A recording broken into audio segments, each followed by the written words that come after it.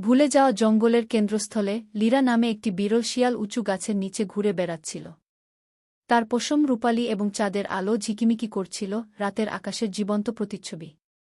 সে অন্য প্রাণীদের মতো ছিল না যারা জঙ্গলের লতা এবং ছায়ার গোলকধাঁধায় তাদের স্থান খুঁজে পেয়েছিল।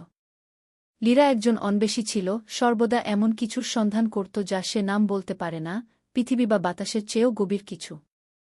এক সন্ধ্যায় গোধূলি নেমে আসার সাথে সাথে লিরা সূক্ষ্ম লেইসের মতো লতা দিয়ে ঢাকা একটি লুকানো পথ আবিষ্কার করল। এই লতাগুলি তার দেখা অন্য কোনো লতার মতো ছিল না, তারা যেন তারার ধুলো থেকে বোনা ছিল। কৌতূহলী হয়ে সে এগিয়ে গেল, তার থাবা অদ্ভুত লতাগুলিকে আঁচড় দিয়েছিল এবং তারা নীরবে আলাদা হয়ে গেল, তাকে জঙ্গলের আরও গভীরে নিয়ে গেল। এখানে বাতাস আলাদা অনুভূত হয়েছিল, একটি প্রাচীন শক্তিতে ভরপুর। পথের শেষে লিরা একটি অন্য জগতের আলো স্নান করা একটি খাঁজ দেখতে পেল।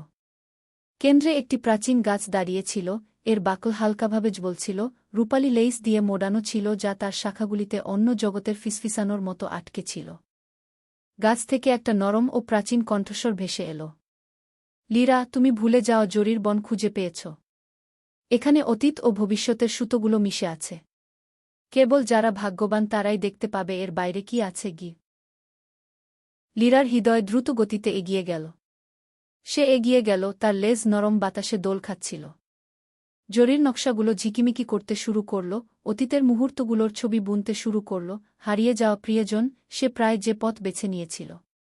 আর তারপর ভবিষ্যতের এক দৃষ্টিভঙ্গি, প্রস্ফুটিত জঙ্গল, প্রাণবন্ত এবং সমৃদ্ধ। জরির হাতে ছিল জঙ্গলের পুনর্নবীকরণের চাবিকাঠি।